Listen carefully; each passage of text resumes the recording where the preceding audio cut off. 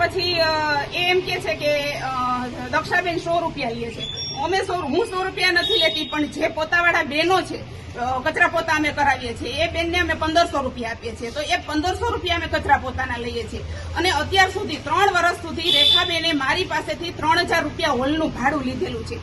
એટલે એમ મને નહોતી ખબર કે એનો પર્સનલ હોલ નથી, પણ પર્સનલ હોલ કરી મારી પાસેથી 3000 રૂપિયા ભાડું લીધું છે. મને ખબર પડી એટલે મેં હોલનું ભાડું દેવાનું બંધ કર્યું.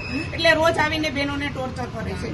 અને આજે એ હોલને લોક મારી અને ચાવી લઈને, તમે જોઈ શકો છો, હોલને લોક મારી અને ચાવી લઈને વયા ગયા છે. અમારા 3 બહેનો અને પોતાવાળા બહેનો પણ હોલની ચાવી લેવા તેના ઘરે ગયા, પણ હોલની ચાવી આપતા નથી. શું કહેવા માંગો છો તમે? તમારી માગણી શું છે? મારી માગણી એવી છે કે જો બહેનોને લાભ થતો હોય, આપણે નિઃશુલ્ક કરાવીએ છીએ. અત્યારના સમયમાં બહેનોને યોગની ખૂબ જરૂર છે. જો નિઃશુલ્ક બહેનોને આ લાભ મળતો હોય તો એ બહેનોને લાભ મળવો જોઈએ.